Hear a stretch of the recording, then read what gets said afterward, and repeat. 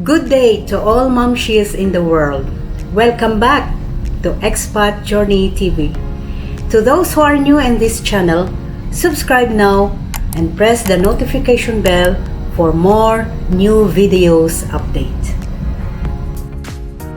Super Momshies, today we are going to make Peperomia Plants. There are more than 1,500 varieties of these plants. I selected two types, which is Peperomia watermelon. The botanical name of this, or scientific name, is Peperomia algeria. The other one, the most known in Philippines, is Pansit-pansitan plant. The botanical name for this, or scientific name, is Peperomia Pellucida. This is not peperonia, it's different, not Pizza Hut, it's Peperomia. Super Momshies, are you ready so we can start the demo? Since we are going to do two types, this will be what we're going to use for Pansit-pansitan. So this is 4 layers. 3 layers of green plastic and the blue one, and the other one is for watermelon peperomia. So 3 layers of green and 1 black. So we'll start the usual process.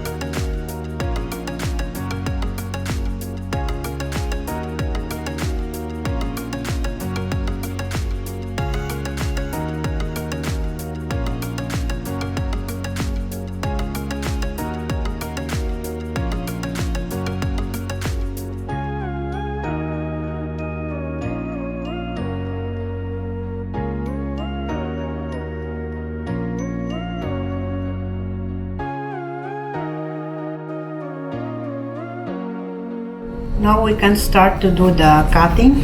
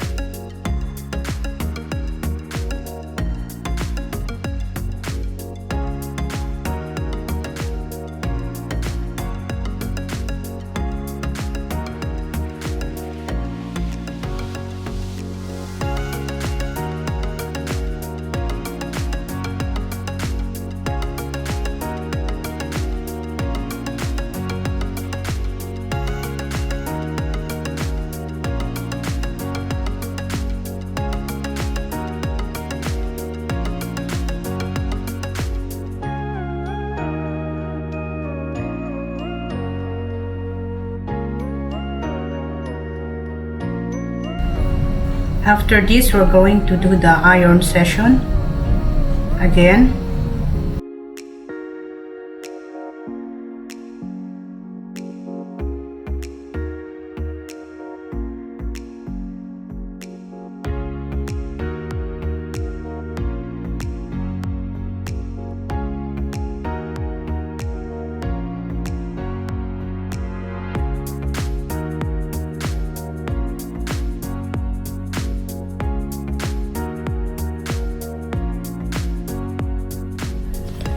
So this one now, the watermelon peperomia, we have to attach it with white.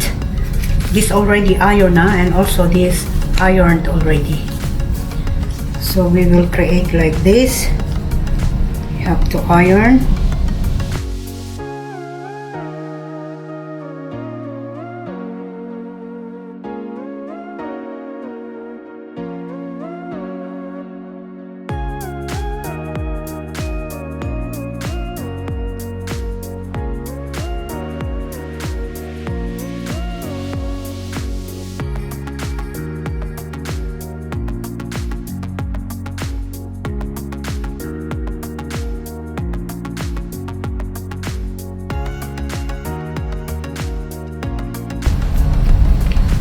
Then we can start to do the cutting. Okay, so we will start to cut now.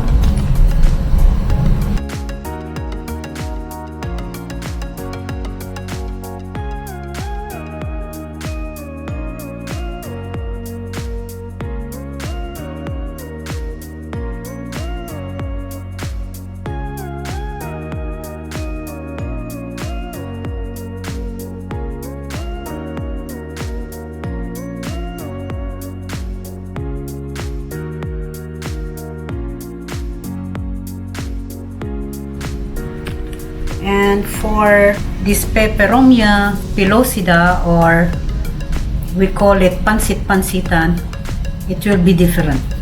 So we have to do the candlelight.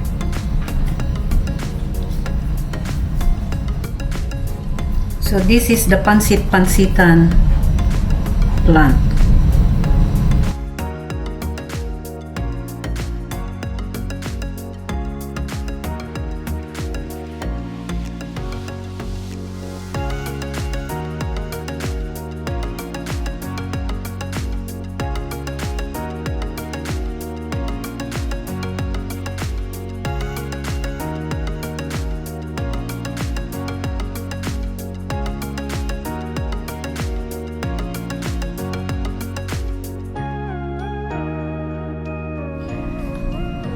So we're going to attach these things. This is for Pansit-pansitan.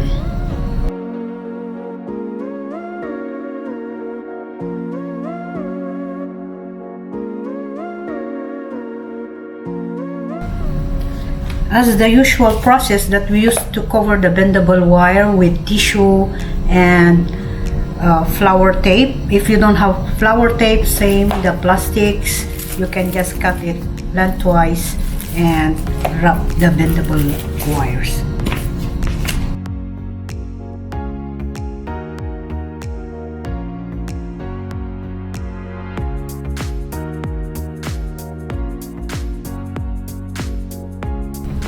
So it should be like this. Then after all you prepare these leaves, then we can start to assemble to see the beauty on it. So we will start to assemble first the watermelon peperomia.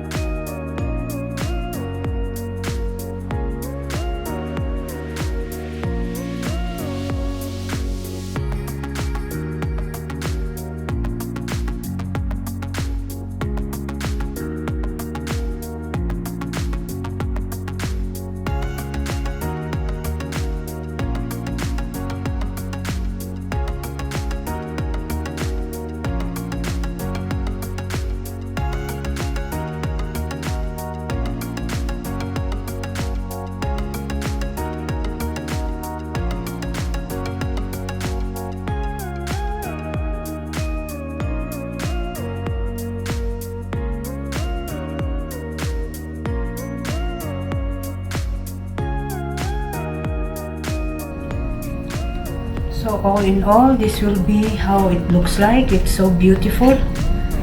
So of course also my flower vase. So this is now the final touch of Peperomia watermelon. So we'll go now to Peperomia Pellucida. This what we call it in Philippine Pansit-pansitan. But we are going to take this is the straw. We need this one because the looks for Pansit-pansitan, it's different. I need this one. So we will cut it like this.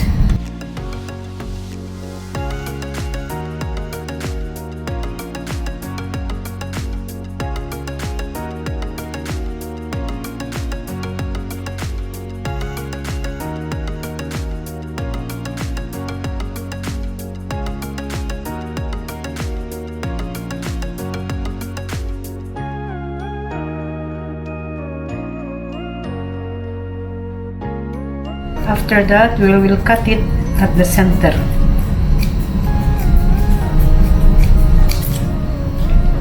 We'll divide it into two.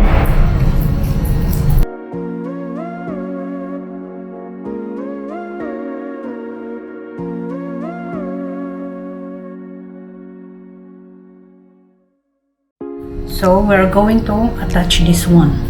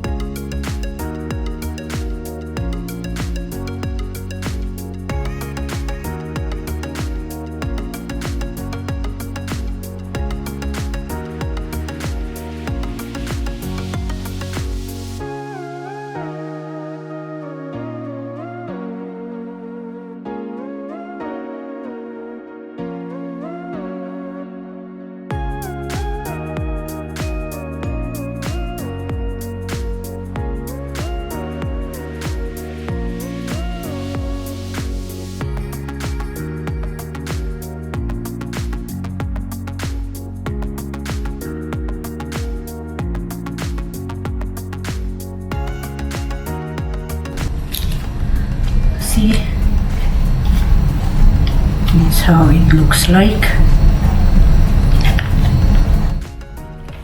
Super Momshies, these are now the final touch of Peperomia plants. This is the watermelon peperomia, and this is Pansit-pansitan plant, which is in botanical name is Peperomia Pellucida.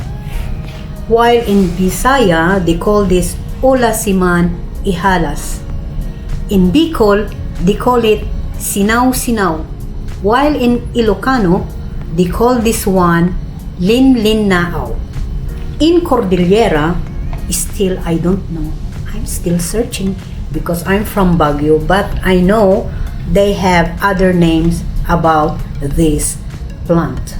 Well, before we will end this video, I would like to give a shout out to Miss Genevieve from Nice Dream Beauty Salon, and also to Miss Verna at Violeta Beauty Salon.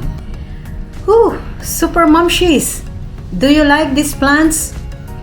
Well, before we end this video, I would like to turn over this to the cameraman because he have something to ask for Al Ain and Abu Dhabi residents.